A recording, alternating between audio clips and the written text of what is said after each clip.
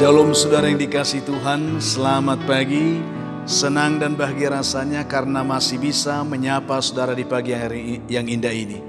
Doa dan harapan saya bahwa saudara semua dalam keadaan sehat, dalam keadaan baik tentunya, penuh dengan sukacita diberkati Tuhan untuk sepanjang hari ini.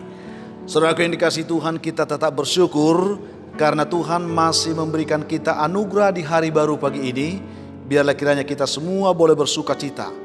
Namun sebelum kita menikmati persekutuan yang indah pagi ini saudara, mari kita mempersiapkan hati, merendahkan diri di hadapan Tuhan. Kita memohon tuntunan Tuhan supaya kita dituntun untuk mengerti firman yang akan kita renungkan. Kita berdoa. Kami bersyukur untuk anugerah dan kasih Tuhan yang sudah memimpin kami sepanjang malam, juga sudah menganugerahkan kepada kami hari baru pagi ini. Berkati dan pimpinlah kami ya Tuhan oleh Roh Kudus-Mu untuk bisa melangkah dalam kemenangan Kristus di sepanjang hari ini. Dalam nama Tuhan Yesus kami berdoa. Amin. Saudaraku yang dikasihi Tuhan, firman Tuhan yang akan kita renungkan pada pagi hari ini, saya siapkan satu ayat dari kitab 1 Samuel 16 ayat 7 bagian B. Dia katakan begini. Bukan yang dilihat manusia yang dilihat Allah, manusia melihat apa yang di depan mata, tetapi Tuhan melihat hati. Itu yang ingin kita renungkan pada pagi hari ini saudara.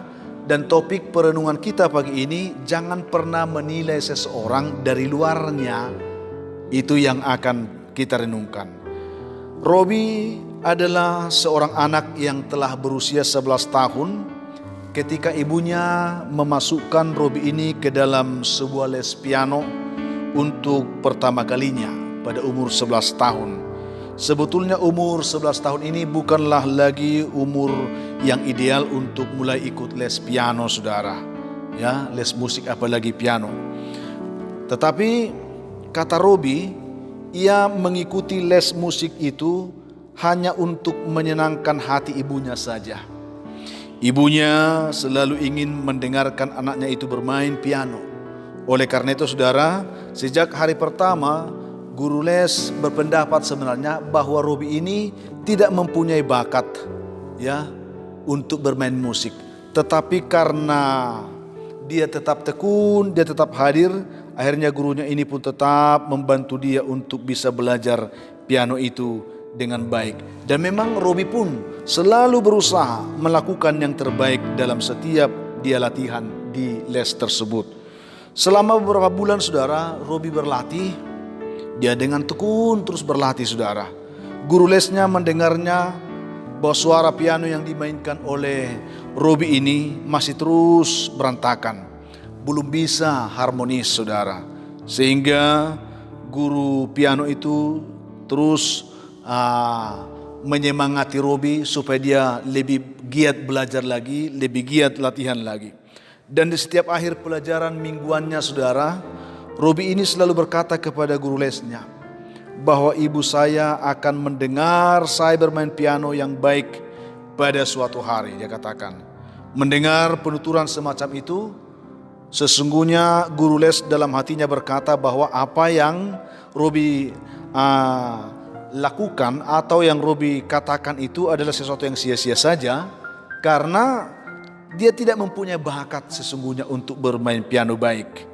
Termasuk tidak ada sebenarnya keahliannya, karena selama dia latihan pun masih berantakan, belum pernah bagus. Itu yang selalu dikatakan oleh guru itu di dalam hatinya tentunya. Sejauh itu guru itu sendiri juga belum pernah bertemu secara langsung dengan ibunya Robi, karena ibunya Robi dia selalu mengantar Robi itu, mengantar dan menjemput sampai di tempat parkiran saja saudara. Sehingga tidak pernah bertemu dengan guru lesnya itu. Pada suatu hari saudara, Robi mulai tidak hadir lagi dalam les itu. Tetapi ketidakhadiran itu bukanlah sebuah perkara yang perlu dirisaukan oleh gurunya.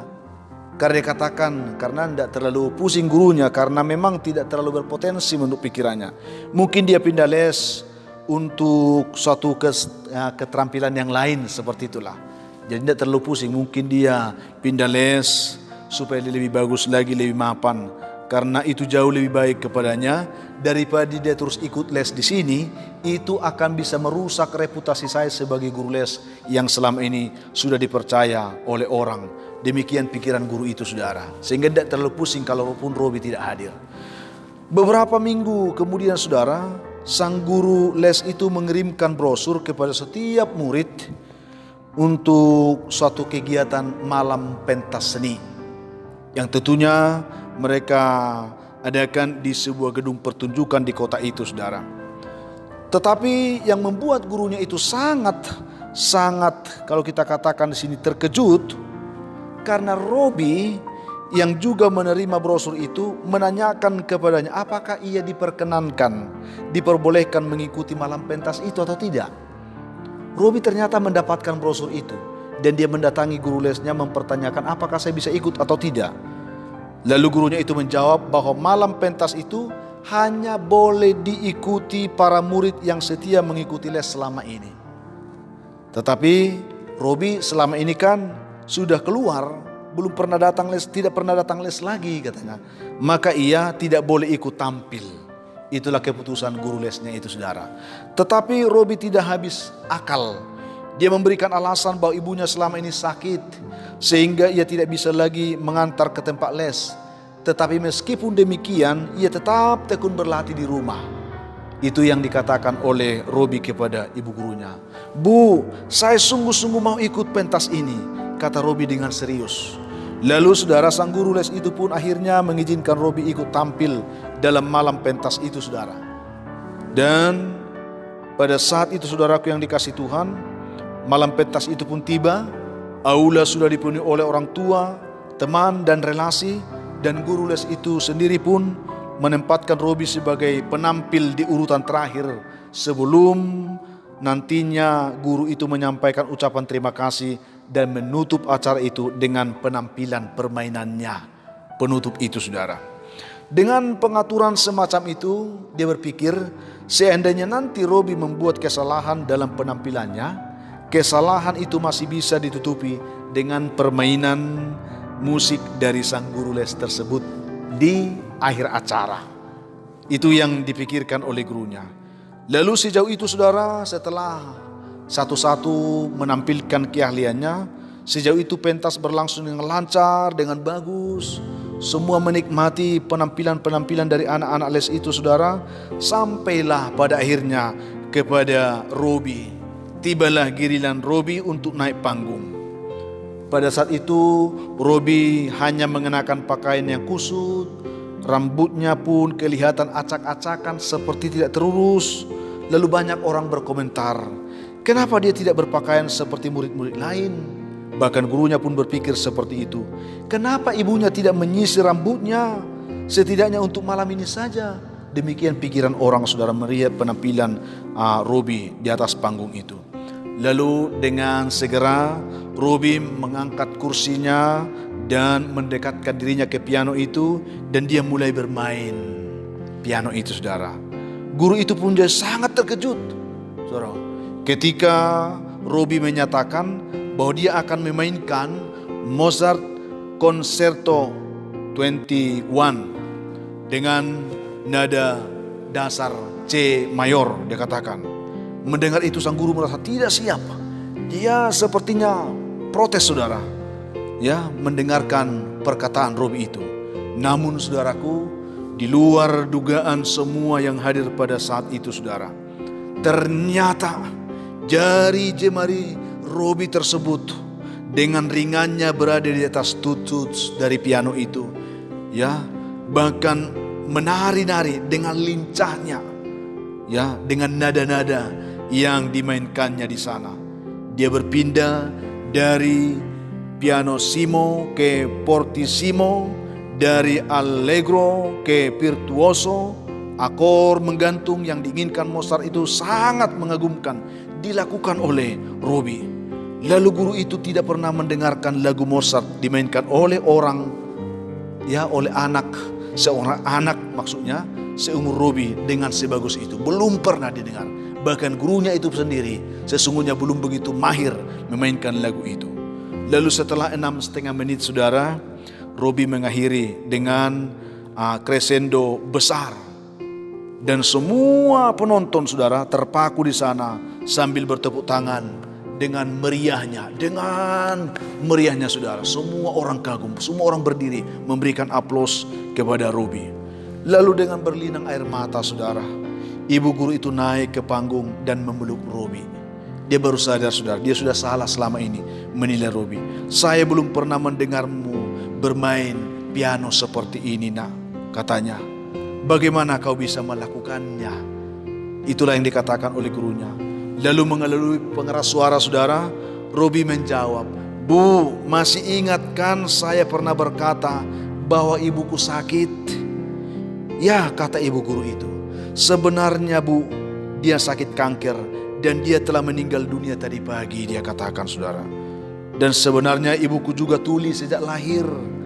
Jadi saya yakin hari ini untuk pertama kalinya ibuku mendengar saya bermain piano di surga, dia katakan. Saya ingin bermain secara khusus untuk ibu saya yang sudah senang bersama Tuhan sekarang di surga. Itu yang dikatakan oleh Robi saudara pada saat itu. Mendengar perkataan Robi itu saudara, tidak ada satupun mata yang tidak menangis, ya. Tidak ada satu mata pun yang kering karena mereka semua menangis. Ketika orang dari kantor pelayanan sosial datang menjemput kembali Robi dari panggung untuk dibawa kembali ke rumah penampungan, sang ibu guru menyadari betapa hidupnya menjadi jauh lebih bermakna saudara setelah menerima Robi sebagai muridnya malam hari itu. Namun sesungguhnya ia tidak pernah menjadi penolong bagi Robi. Sangat miris saudara. Dia begitu bangga malam hari itu, tetapi sesungguhnya dia tidak pernah menjadi penolong bagi Robi. Walaupun Robi menampilkan permainan seperti itu, sesungguhnya itu bukanlah hasil dari dukungan gurunya itu. Karena gurunya itu selalu menganggap Robi tidak mampu. Malam itu juga saudara, justru Robi inilah yang menolong gurunya itu. Sementara ia adalah muridnya pada malam hari itu. Malam itu Robi telah mengajarkan kepada guru itu, kepada semua orang hadir, arti sebuah ketekunan, arti sebuah kasih, dan percaya kepada kemampuan, talenta, ya, anugerah yang Tuhan berikan kepada diri kita sendiri. Saudaraku yang dikasihi Tuhan, itu kisah saudara, sebuah kisah yang membantu kita untuk bisa merenung, menginspirasi kita mengerti tentang arti hidup yang sesungguhnya. Apakah selama ini saudara sering diremehkan oleh orang lain? Atau mungkin saudara meremehkan orang lain? Saudaraku yang dikasihi Tuhan, mungkin kita menganggap orang lain tidak mampu. Atau mungkin kita dianggap orang lain tidak dapat berbuat apa-apa. Kalau kita yang sering direndahkan selama ini, jangan berkecil hati saudara. Karena bisa saja orang yang merendahkan kita itu akan tertunduk malu ketika kita membuktikan diri bahwa ketekunan kita, iman dan kerja keras kita dapat mengubah diri kita jauh lebih daripada apa yang mereka pikirkan.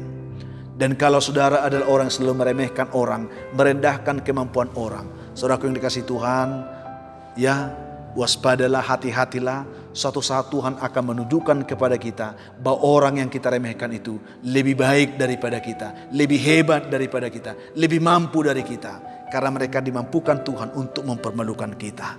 Mari saudaraku, jangan menilai orang. Saya katakan tadi, jangan pernah menilai seseorang dari luarnya. Sedangkan Tuhan pun mengatakan, bukan yang dilihat manusia yang dilihat oleh Allah. Manusia melihat apa yang di depan mata, tetapi Tuhan melihat hati. Jangan-jangan orang yang kita remehkan itu memiliki hati yang tulus di hadapan Tuhan dan Tuhan mengubah hidupnya. Kita dipermalukan saudara. Dan kalau kita orang yang merasa sering diremehkan, milikilah hati yang tulus supaya Tuhan mengubah hatimu, memberkati engkau menjadi pribadi yang baik, yang lebih unggul dari orang-orang yang meremehkan engkau. Itu yang kita dapatkan pagi hari ini. Saya rindu saudara lihat renungan ini, tidak ada di antara kita yang meremehkan orang lain. Dan kalaupun kita merasa diremehkan, jangan berkecil hati, jangan putus asa. Masih ada harapan. Bersama dengan Tuhan kita akan bisa bangkit, kita akan bisa menjadi pemenang dalam kehidupan ini. Tuhan memberkati saudara. Kita berdoa. Bapa di surga, terima kasih untuk kebaikan-Mu, kasih-Mu dan kesetiaan-Mu yang telah menyapa kami pagi ini.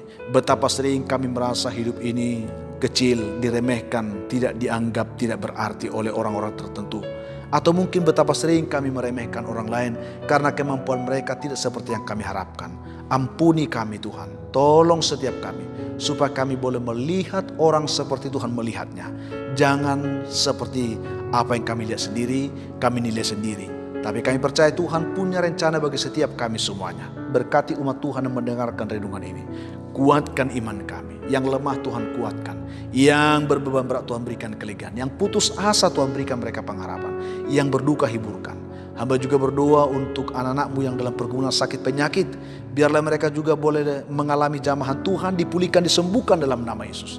Anak-anak-Mu yang mengharapkan pekerjaan, dimanapun mereka sekarang, biarlah mereka juga boleh mengalami pertolongan Tuhan, jamahan Tuhan, anugerah Tuhan, untuk mereka boleh menemukan pekerjaan yang baik hari ini. Yang juga mengharapkan jodoh diberkati Tuhan, yang mengharapkan keturunan pun diberkati oleh Tuhan. Anak-anak kami yang sedang dalam pergumulan pendidikan mereka, juga Tuhan menuntun mereka memberi semangat belajar. Ada begitu banyak anak-anak-Mu saat ini yang bersuka cita, mungkin karena berulang tahun, karena mendapatkan kesuksesan, keberhasilan, berkat Tuhan. Biarlah mereka juga boleh diberkati Tuhan. Dan masih banyak umat Tuhan saat ini yang mendengarkan renungan ini dan doa ini. Mereka mengharapkan pertolongan Tuhan dan berkat Tuhan. Hamba doakan mereka, biarlah mereka diberkati dalam nama Tuhan Yesus. Amin. Saudaraku yang kasih Tuhan, dengan renungan ini kita semakin dimantapkan melangkah hari ini. Sehingga apapun yang saudara hadapi hari ini, tetaplah semangat. Jadilah kuat dalam Tuhan, bersukacitalah senantiasa, dan mengucap syukur atas segala sesuatu. Karena itu dikehendaki Tuhan dari kehidupan saudara. Kalau saudara mempunyai beban, pergumulan hidup yang berat, dan saudara rindu didoakan, hubungi kami saudara di nomor telepon yang tertera di layar saudara. Kami siap membantu mendukung saudara dalam doa. Dan kami juga berharap saudara juga membantu kami untuk selalu membagikan, men-share video renungan ini, supaya ada banyak juga orang bisa menonton saudaraku, dan mereka juga boleh diberkati Tuhan seperti saudara pagi hari ini. Akhirnya saya Pendeta Linti Dongoran, Pendeta GKP Jemaat Khusus Horizon Medan, menyampaikan sampai jumpa di kesempatan lain. Tuhan memberkati saudara. Shalom.